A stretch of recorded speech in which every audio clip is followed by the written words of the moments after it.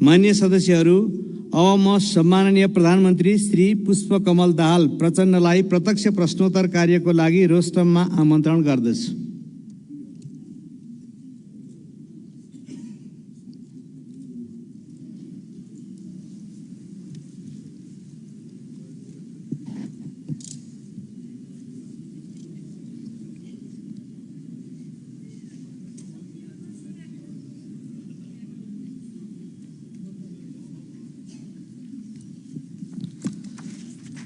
मान्य सदस्यहरू, अब प्रधानमन्त्रीसँग प्रत्यक्ष प्रश्नोत्तर कार्यक्रम प्रारम्भ हुन्छ।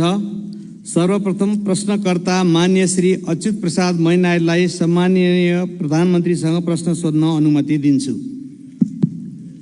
सम्मान्य सभामुखज्यूको अनुमतिबाट म सम्मान्य प्रधानमन्त्रीज्यूलाई मेरा केही जिज्ञासाहरू राख्ने अनुमति चाहन्छु। प्रश्नहरू: सार्वजनिक खरिद नियमावली 64 को नियम 6(3) अन्तर्गत निर्माण स्थलको व्यवस्थापन नभई खरिद कार्य गर्न नहुने उल्लेख छ।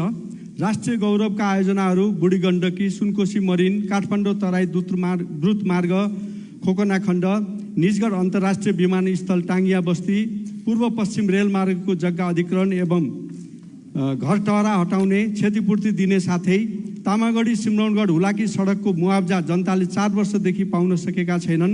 यसै आबोमा बजेट विनियोजन छैन। साथै बहुचर्चित रेल सेवा सञ्चालनबारे सरकारको दृष्टिकोण के छ र यसै गरी संसदमा समेत आवाज उठेको सम्मान्य सभामुख महोदय, रुस युक्रेन युद्धमा रुसको पक्षबाट नेपाली युवाहरूको संलग्नताको विषयमा सो बारेमा पनि म सरकारको जिज्ञासा जवाफ चाहन्छु। धन्यवाद। अब सम्माननीय प्रधानमन्त्री श्री पुष्पकमल दाहाल प्रचण्डलाई उक्त प्रश्नको जवाफ दिन अनुमति दिन्छु। सम्मान्य सभामुख महोदय, म यो प्रश्न उत्तर कार्यक्रममा मान्य सदस्यहरूको प्रश्नको उत्तरको निम्ति उपस्थित छु। म प्रश्न उत्तरमा सहभागी हुनु अगाडि केही दिनदेखि आएको अविरल वर्षाको कारण पूर्वी नेपालका खास गरी सङ्खुवासभा, ताप्लेजुङ, पाँचथरका जिल्लाहरूमा ठुलो धनजनको क्षति भयो र त्यसको प्रत्यक्ष अवलोकन गर्न नेपाल सरकारको तर्फबाट हामी त्यहाँ पुग्यौँ पनि। तर मौसमको खराबीको कारणले सबै चिज यथार्थ अवलोकन गर्न त हामीले सकेनौँ। तैपनि हामीले त्यहाँको निम्ति तत्काल आवश्यक पर्ने राहत, उद्धार र पुनर्स्थापनाको सम्भावनाबारे छलफल गऱ्यौँ र युद्ध स्तरमा उद्धार र राहत कार्यक्रम अगाडि बढाउन सम्बन्धित सबै निकायहरूलाई निर्देशित दियौँ। म अहिले त्यसको व्याख्या होइन, खालि म मृतकहरूप्रति श्रद्धाञ्जली र शोकसन्तप्त परिवारहरूप्रति समवेदना व्यक्त गर्न चाहन्छु। त्यसै गरी आज ओखलढुङ्गामा पनि फेरि पहिरोमा परि जो 4 जनाको क्षति भएको कुरा आएको छ, उहाँहरूप्रति पनि म श्रद्धा व्यक्त गर्न चाहन्छु र पीडितहरूप्रति संवेदना व्यक्त गर्न चाहन्छु। हामी सबै मान्य सदस्यहरूसँग नेपाल सरकारको तर्फबाट हाम्रो विकासको मोडालिटीको बारेमा, हाम्रो भौगोलिक अवस्थितिको बारेमा, भौगोलिक अध्ययन गरेर बस्तीको बारेमा हामीले गम्भीर रूपले र रणनीतिक रूपले नसोच्ने हो भने यस्ता घटनाहरूको पुनरावृत्ति भइराख्ने स्थिति छ। यतातिर नेपाल सरकारको पक्कै पनि गम्भीर रूपले ध्यान आकर्षित भएको छ। म सबै मान्य सदस्यहरूले पनि यो विषयलाई हामीले दीर्घकालीन ढङ्गले विचार गर्न जरुरी छ भन्ने आग्रह गर्न चाहन्छु। अब म प्रश्न उत्तरतिरै लाग्छु। सरकारले राष्ट्रिय गौरवका आयोजनामा बजेट सुनिश्चित गर्ने गरेको छ।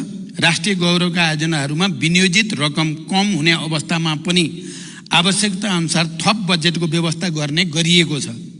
निजगढ अन्तर्राष्ट्रिय विमानस्थल आगामी आर्थिक वर्षमा साइट क्लियरेन्स गर्ने कार्य सम्पन्न गर्ने कुरामा सरकारको गहिरो ध्यान छ। रेल सेवा सञ्चालन गर्ने बारेमा सरकार सकारात्मक रहेको छ। साथै राष्ट्रिय गौरवका आयोजनाहरू तथा अन्य प्राथमिकता प्राप्त आयोजनाहरूको जग्गा अधिग्रहण, मुआवजा तथा क्षतिपूर्ति वितरण गर्ने कार्य सरकारको प्राथमिकतामा रहेको छ। आगामी दिनमा आवश्यक बजेट व्यवस्था सहित सम्बन्धित निकाय मार्फत यस विषयमा सम्बोधन हुने बेहोरा म मान्य सदस्यहरूलाई अवगत गराउन चाहन्छु। अन्तर्राष्ट्रिय राजनीतिमा घटिरहेका घटनाहरूप्रति नेपाल सरकारको गहिरो ध्यान छ भन्ने कुरा पनि म राख्न चाहन्छु। धन्यवाद। अर्का प्रश्नकर्ता मान्य श्री अजय कुमार चौरसिया। सम्मान्य सभामुख महोदय, सम्मान्य प्रधानमंत्री ज्यू, लगभग 70% राजस्व मध्य प्रदेशको वीरगञ्जबाट सङ्कलन हुन्छ। जनसङ्ख्या अन्य प्रदेशभन्दा बढी भएको तर बजेट विनियोजन मध्य प्रदेशमा सबभन्दा कम किन भयो? पर्साको वीरगञ्ज सरकारको प्राथमिकतामा किन परेन? वीरगञ्ज सहरको स्तर उन्नतिको लागि के कार्यक्रम आएको छ? सम्मान्य प्रधानमन्त्रीज्यू, वीरगञ्जको नारायणी उपक्षेत्रीय अस्पताल, ठाकुराम बहुमुखी क्याम्पस, आदर्श नगर र नारायणी रङशालाको स्तर उन्नतिको लागि कति रकम विनियोजन भएको छ? स्वास्थ्य, शिक्षा र कृषि र रोजगारको राम्रो व्यवस्था बिना कुनै पनि मुलुकको उन्नति प्रगति हुन सक्दैन भन्ने थाहा हुँदाहुँदै यसमा सरकारको पर्याप्त ध्यान किन जान सकिरहेको छैन? सम्मान्य सभामुख मार्फत म सम्मान्य प्रधानमन्त्रीजीबाट उत्तर चाहन्छु। धन्यवाद। सम्मानीय प्रधानमन्त्रीज्यू। सम्मान्य सभामुख महोदय, मध्य प्रदेशमा कम बजेट विनियोजन भयो भन्ने कुरा साँचो होइन। सङ्घीयताको मर्म अनुरूप सङ्घबाट प्रदेश र स्थानीय तहमा हुने वित्तीय हस्तान्तरणको 15% भन्दा बढी रकम मध्य प्रदेशमा नै जाने गरेको छ।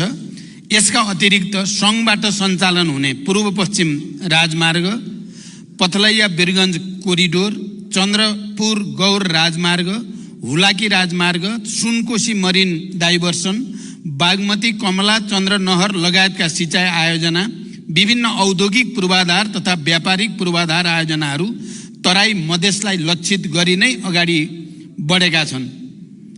तराई मधेस समृद्धि कार्यक्रम, मधेसलाई काठमाडौँसँग जोड्ने द्रुत मार्ग लगायतका ठुला परियोजनाहरू पनि मध्य प्रदेशमा नै पर्ने र तिनको समयबद्ध कार्यान्वयनका लागि यथेष्ट बजेट विनियोजन गरिएको छ।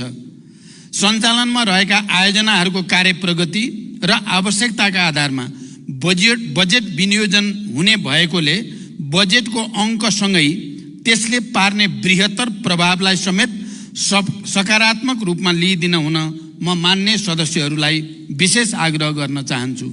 पर्साको वीरगञ्जको विकास सरकारको प्राथमिकतामा छ। नारायणी रङ्गशालामा आगामी वर्षका लागि 1,50,00,000 विनियोजन गरिएको छ।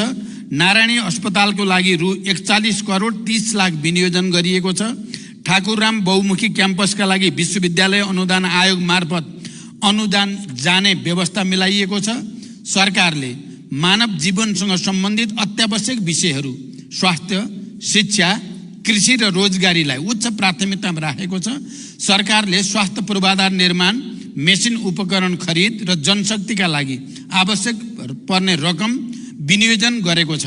बजेटको आकार चालु वर्षको भन्दा सानो हुँदा पनि आगामी वर्षको बजेटमा शिक्षाको बजेट घटाइएको छैन। कृषि क्षेत्रका लागि उत्पादनमा आधारित अनुदान, रैथाने बाली प्रवर्धन, रासायनिक मलमा बजेट व्यवस्था लगायतका कार्यक्रमहरू रहेको जानकारी गराउन चाहन्छु। धन्यवाद। अर्का प्रश्नकर्ता मान्य सदस्य श्री अञ्जनी श्रेष्ठ।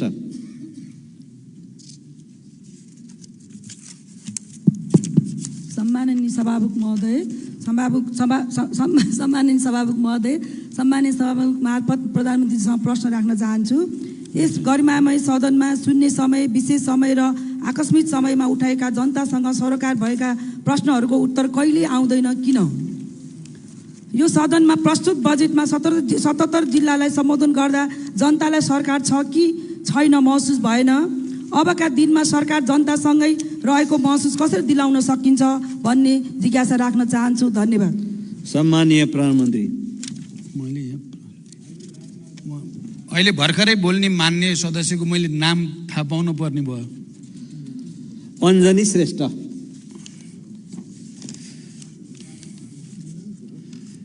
सम्मान्य सभामुख महोदय, सम्मानित सदनमा शून्य समय र विशेष समयमा मान्य सदस्यले उठाएका विभिन्न प्रश्नहरूमा सरकार संवेदनशील भई तिनको जवाफ नियमित रूपमा दिइ नै रहेको छ।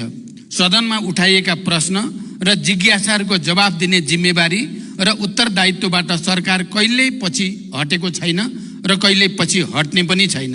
राष्ट्र र नागरिकको समग्र हित तथा समुन्नतिका लागि सरकार सदैव प्रयत्नशील रहँदै आएको छ र प्रयत्नशील रहि नै रहनेछ।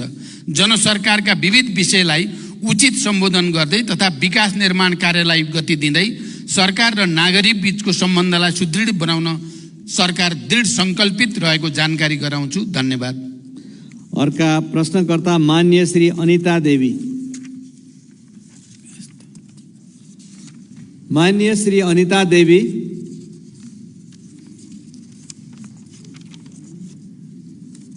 माननीय श्री अनिता देवी। यसपछि अर्का प्रश्नकर्ता मान्य श्री अनिशा नेपाली। सम्माननीय सभामुख महोदय, आज म सभामुख महोदय मार्फत प्रधानमन्त्रीज्यूलाई प्रश्न सोध्न चाहन्छु। सम्माननीय प्रधानमन्त्रीज्यूको हालै सम्पन्न भारत भ्रमणमा भारतले नेपालबाट 10,000 मेगावाट विद्युत खरिद गर्ने सहमति भएको जानकारी आयो। उक्त 10,000 मेगावाट कुन कुन आयोजनाबाट के कति परिमाण र कुन दरमा भारतले खरिद गर्न खोजेको हो? खरिद सम्झौता कहिलेबाट सुरु हुन्छ र कहिलेसम्मको लागि हो? नेपालकै लगानीको विदेशी कम्पनीले ठेक्कामा निर्माण गरेका योजनाको विद्युत खरिद हुन्छ हुँदैन? यस सम्बन्धमा के कस्तो कार्यविधि तयार हुँदैछ? यस्तो महत्त्वपूर्ण विषय संसदको जानकारीको विषय हो कि होइन? धन्यवाद। सम्मानीय प्रधानमन्त्री। सम्मान्य सभामुख महोदय, भर्खरै मैले मित्र राष्ट्र भारतको भ्रमण गर्दा नेपालको जलविद्युत विकासका लागि लगानी भित्र्याउन र उत्पादित विद्युत निर्यात गर्ने सम्बन्धमा महत्त्वपूर्ण कार्यहरू भएका छन्। भारत सरकारले आगामी 10 वर्षमा नेपालबाट 10,000 मेगावाट जलविद्युत खरिद गर्ने प्रतिबद्धता भारतीय प्रधानमन्त्री श्री नरेन्द्र मोदीजीले व्यक्त गर्नुभएको कुरा अवगत भएकै छ। भारतसँगको दीर्घकालीन ऊर्जा व्यापार सम्झौतामा प्रारम्भिक हस्ताक्षर भ्रमणकै दौरानमा भइ पनि सकेको छ। सम्झौतामा अन्तिम हस्ताक्षर छिटै हुने विश्वास छ। देशमा हाल वर्षायाममा विद्युत उत्पादन क्षमता करिब 2800 मेगावाट रहेको छ भने अधिकतम खपत करिब 1900 मेगावाट पिक डिमान्ड रहेको अवस्था छ। आन्तरिक खपतभन्दा बढी भएको ऊर्जा खेर जान नदिने गरी छिमेकी भारतमा विद्युत निर्यात भइरहेको छ। यसबाट देशको व्यापार घाटा न्यूनीकरण गर्न समेत महत्त्वपूर्ण योगदान पुगिरहेको छ। देशभित्र नै अधिकतम आन्तरिक विद्युतीय ऊर्जा खपत वृद्धि गर्न सरकारले ऊर्जा खपत सम्बन्धी कार्ययोजना ल्याइसकेको छ र सो अनुसार काम अगाडि बढिरहेको कुरा पनि म यो सम्मानित सदनलाई जानकारी गराउन चाहन्छु।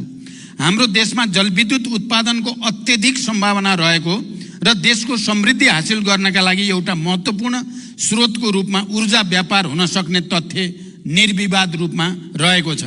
आन्तरिक खपतभन्दा बढी उत्पादन भएको विद्युतलाई निर्यात गरेर देशको आर्थिक विकासमा योगदान पुर्याउने लक्ष्य सरकारले लिएको छ र देशको आन्तरिक खपतलाई हेरेर अल्पकालीन, मध्यकालीन र दीर्घकालीन रूपमा खरिद सम्झौता गरिनेछ। हाल नेपाल सरकार एवं निजी क्षेत्रबाट निर्माणाधीन निर्माणको तयारीका अवस्थामा रहेका विद्युत आयोजनाहरूबाट उत्पादन हुने विद्युत मध्ये आन्तरिक खपत गरी बाँकी हुने विद्युत मात्र निर्यात गरिने नीति नेपाल सरकारको रहेको कुरा पनि म स्पष्ट गर्न चाहन्छु। आवश्यकता अनुसार निर्यात हुने परिमाणलाई मन्त्रालयका सचिव स्तरीय समितिले थपघट गर्न सक्ने व्यवस्था समेत रहेको छ। प्रचलित कानुनको परिधिभित्र रही विद्युत व्यापार हुनेछ। यस सम्बन्धी कार्यविधि ऊर्जा, जलस्रोत तथा सिँचाइ मन्त्रालय र नेपाल विद्युत प्राधिकरणबाट तयार पार्ने काम अगाडि बढिरहेको जानकारी गराउँछु। धन्यवाद। अर्का प्रश्नकर्ता माननीय श्री अब्दुल खान।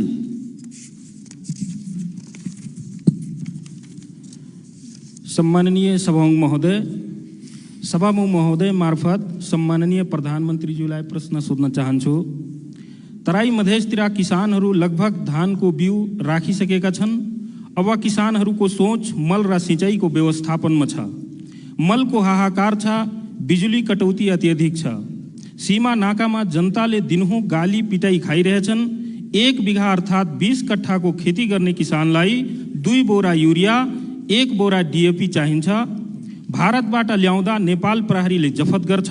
न त हामी दिन सक्छौँ न त ल्याउन दिन्छौँ, न त हामी किसान कार्ड बनाउँछौँ न त हामी नाका खोल्छौँ। जनताले कसरी सरकारको अनुभूति गरियोस् सभामुख महोदय। त्यस्तै पैसा तिरेर पनि हाम्रो सरकारले किन मल समयमा किन्न सकिरहेको छैन, स्पष्ट कारण चाहिन्छ सभामुख महोदय। 100 रुपियाँ भन्दा माथिको सामानमा भन्सार कर लगाउनु कतिको जायज छ? हस्, धन्यवाद। सम्मानीय प्रधानमन्त्री।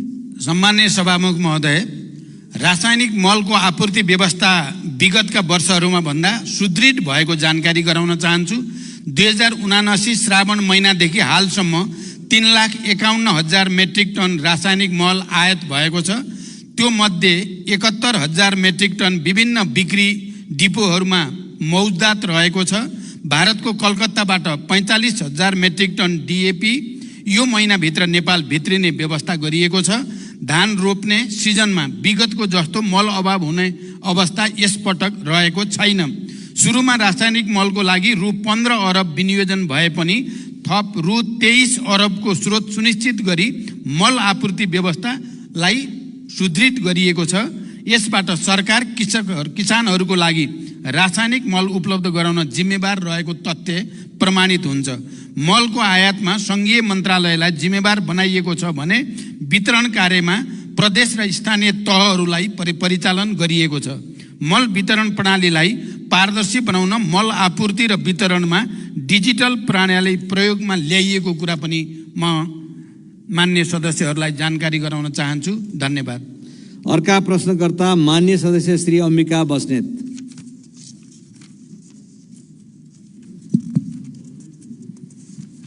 सम्माननीय सभामुख महोदय मार्फत सम्माननीय प्रधानमन्त्रीज्यूसँग जिज्ञासा राख्न चाहन्छु। गोकर्णेश्वर नगरपालिका वडा नम्बर 1 शिवपुरी राष्ट्रिय निकुञ्जभित्र पर्दछ। त्यहाँ सर्वसाधारण नागरिकहरूको बसोबास पनि छ। त्यो बस्तीभन्दा बाहिर बस्ने नातागोता भाइ साथीभाइहरू आउँदाखेरि शुल्क तिरेर मात्र जानुपर्छ। त्यही क्षेत्रभित्र गोसाइँकुण्ड जाने बाटो पनि छ, हेलम्बु जाने पुरानो बाटो पनि छ। तर निकुञ्जलाई शुल्क नबुझाइ सहजै अभिलेखीकरण मात्र गरेर आवत जावत गर्न पाइँदैन। यसभन्दा पहिला शुल्क नलाग्ने भनी 2 चोटि क्याबिनेटले निर्णय गरिसकेको भए पनि कार्यान्वयन नभएको जानकारी गराउन चाहन्छु। त्यही राष्ट्रिय निकुञ्जभित्र पर्ने टोखा छहरे हुँदै नुवाकोट जाँदा अभिलेखीकरण मात्र गरेर निर्विवाद आवत जावत गर्न पाइन्छ। एउटै निकुञ्जभित्र त्यस्तो विभेदकारी नियम किन लागू भइरहेको छ? सम्माननीय प्रधानमन्त्रीज्यूसँग मेरो जिज्ञासा छ र साथै त्यस्तो विभेदकारी नीति हट्नुपर्छ भनी जोडदार माग पनि गर्न चाहन्छु। हस्, धन्यवाद। जय नेपाल। सम्माननीय सभामुख महोदय, फेरि मलाई नाम भनिदिनु पर्ने भयो। यहाँ मेरो थोरै चाहिँ यो तलमाथि परेको छ। अम्बिका बस्नेत, मान्य श्री अम्बिका बस्नेतको प्रश्न छ। अम्बिका बस्नेत।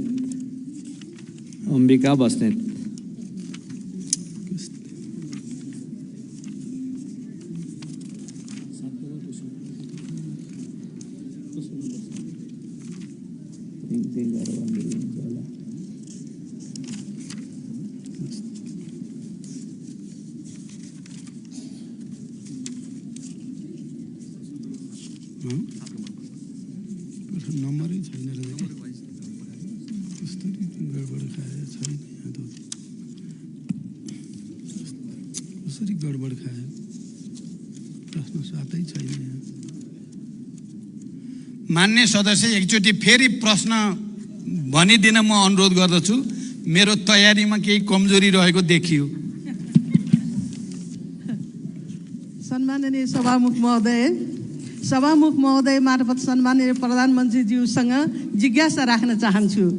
गोकर्णेश्वर नगरपालिका वडा नम्बर 1 शिवपुरी राष्ट्रिय निकुञ्जभित्र पर्दछ।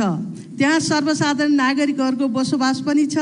त्यो बस्तीभन्दा बाहिर बस्ने नातागोता साथीभाइ आउँदा शुल्क तिरेर जानुपर्छ। त्यही क्षेत्रभित्र गोसाइँकुण्ड जाने बाटो पनि छ, हेलम्बु जाने पुरानो बाटो पनि छ। तर निकुञ्जलाई शुल्क नबुझाइ सहजै अभिलेखीकरण मात्र गरेर आवत जावत गर्न पाइँदैन। यसभन्दा पहिला शुल्क नलाग्ने भनी 2 चोटि क्याबिनेटले निर्णय गरिसकेको भए पनि कार्यान्वयन नभएको जानकारी गराउन चाहन्छु। त्यही राष्ट्रिय निकुञ्जभित्र पर्ने टोखा छहरे हुँदै नुवाकोट जाँदा अभिलेखीकरण मात्र गरेर निर्विवाद आवत जावत गर्न पाइन्छ। एउटै निकुञ्जभित्र त्यस्तो विभेदकारी नियम किन लागू गरिएको छ? सम्माननीय प्रधानमन्त्रीज्यूसँग मेरो जिज्ञासा छ र साथै त्यस्तो विभेदकारी नीति हट्नुपर्छ भनी जोरदार माग पनि गर्न चाहन्छु। हस्, धन्यवाद। जय नेपाल। सम्माननीय प्रधानमन्त्रीज्यू, यसको जवाफ जान्छ। सम्मान्य सभामुख महोदय, गोकर्णेश्वर नगरपालिका अन्तर्गत मान्य सदस्यले जे प्रश्न उठाउनु भएको छ यो बारेमा सरकारलाई पहिले पनि त्यस पालिकाका जनप्रतिनिधिहरूले आवाज उठाइसक्नु भएको छ र यो समस्याको समाधान गर्न सरकारले पहल गरिसकेको म यहाँलाई जानकारी गराउन चाहन्छु। धन्यवाद। अर्का प्रश्नकर्ता मान्य सदस्य श्री अमरबहादुर थापा। मान्य सभामुख महोदय मार्फत सम्माननीय प्रधानमन्त्रीज्यूसँग मेरो प्रश्न छ। सरकारको नीति तथा कार्यक्रममा आगामी 80-81 को बजेटमा कर्णाली सुदूरपश्चिम र मध्य प्रदेशलाई विशेष व्यवस्था गर्ने भन्नुभएको थियो र पुस्तिकामा हेर्दा कुनैमा देखिएन त्यो विशेष बजेट कहाँ छ, यसको प्रश्न चाहियो। र कर्णाली प्रदेश र मध्य प्रदेशका जनता गरिबीको रेखामुनि रहेका छन्। ती गरिबीको रेखामुनि रहेका जनताको जीवन स्तर कहिलेसम्म माथि उठ्छ, यसको जवाब चाहियो। र यो देशलाई उत्पादनतिर र यो देशको ढुकुटी बलियो बनाउने यो सरकारको के योजना छ र त्यो संसदलाई जानकारी चाहियो। धन्यवाद। सम्माननीय प्रधानमन्त्रीज्यू। सभामुख महोदय, मान्य सदस्यहरूले मध्य प्रदेशमा बजेट विनियोजनका सम्बन्धमा उठाउनु भएको प्रश्नका सम्बन्धमा मैले भर्खरै यस सम्मानित सदनलाई जानकारी गराइसकेको छु। मान्य सदस्यले कर्णाली प्रदेशमा बजेट विनियोजनका सम्बन्धमा पनि प्रश्न गर्नुभएको सन्दर्भमा कर्णाली प्रदेशका लागि लक्षित गरी कर्णाली समृद्धि कार्यक्रम सञ्चालित छ। हिमाली तथा उच्च पहाडी जीविकोपार्जन कार्यक्रम समेत कर्णाली प्रदेशको माथिल्लो भूभागमा सञ्चालन भइ नै रहेको छ। आगामी वर्षमा कर्णाली प्रदेशमा सिँचाइ तथा नदी नियन्त्रणका लागि छुट्टै बजेटको व्यवस्था गरिएको छ। कर्णाली कोरिडोर सडक राष्ट्रिय गौरवको आयोजनाका रूपमा सञ्चालित छ। राप्ती राजमार्ग, भेरी कोरिडोर, मध्य पहाडी लोकमार्गको कर्णाली खण्ड र मदन भण्डारी राजमार्गको कर्णाली खण्डका लागि सरकारले प्राथमिकताका साथ बजेट विनियोजन गरेको छ। शिक्षा स्वास्थ्यतर्फको बजेटमा समेत सरकारले कर्णालीलाई उच्च प्राथमिकता दिएर राखेको छ। र मान्य सदस्यले जो विकासको समग्र मोडेलको बारेमा कुरा गर्नुभएको छ, मैले पहिले नै यस सम्मानित सदनमा राखेको छु। हामीले नेपालको समग्र विकास मोडेलको बारेमा समीक्षा गर्नुपर्ने आवश्यकता छ र त्यो समीक्षालाई अगाडि बढाउने कुरामा नेपाल सरकार गम्भीर रहेको ध्यानाकर्षण म गराउन चाहन्छु। धन्यवाद। अर्का प्रश्नकर्ता मान्य सदस्य श्री अमरबहादुर रायमाझी। सम्माननीय सभामुख महोदय मार्फत सम्माननीय प्रधानमन्त्रीज्यूलाई केही प्रश्न राख्न चाहन्छु। संसारको ध्यान क्लिन इनर्जीमा गइरहेको छ, तर हाम्रो सरकार यसप्रति बेखबर हो कि जस्तो छ। शक्ति केन्द्रको स्वार्थप्रति नतमस्तक हो बुझ्नै सकिएन। अस्ति प्रधानमन्त्रीज्यू भारत भ्रमण भयो। हाम्रो 10,000 मेगावाट क्लिन इनर्जी भारतलाई बेच्ने सम्झौता गर्नुभयो भने उता पेट्रोल, डिजेल, ग्यास, मट्टीतेल जस्ता उच्च कार्बन उत्सर्जन गर्ने डटी इनर्जीको सजिलो पहुँचको लागि भरतपुरदेखि काँकरबिटासम्मको पाइपलाइन विस्तारको सम्झौता गरेर आउनुभयो। इनर्जी माथिको अर्काको नियन्त्रणले मुलुकको स्वतन्त्रता खतरामा पर्छ। हामी आफैले विकास गर्न सकिन्छ, तर विद्युत अर्कालाई सुम्पदैछौँ। के सरकारको योजना रणनीति हो? यो नयाँ युगको सुरुवात हो कि परनिर्भरता हो? परनिर्भरताको तयारी हो? जिज्ञासा गर्न चाहन्छु। धन्यवाद। सम्माननीय प्रधानमन्त्री। सभामुख महोदय, हाल देशमा हाइड्रो पावर, सोलर, बायोग्यास जस्ता स्वच्छ ऊर्जा क्लिन इनर्जीको स्रोतबाट विद्युत ऊर्जा उत्पादन भइ नै रहेको छ। वर्षायाममा विद्युत ऊर्जाको मागभन्दा आपूर्ति बढी भइरहेको अवस्था पनि छ। देशमा विद्युतीय र पेट्रोलियम दुवै ऊर्जाको प्रयोग भइरहेको छ। विद्युतको प्रयोग बढाउँदै लाने र पेट्रोलियम पदार्थको प्रयोग कम गर्दै क्रमशः विस्थापित गर्ने सरकारको नीति छ भन्ने कुरा म स्पष्ट गर्न चाहन्छु। नेपालमा विद्युत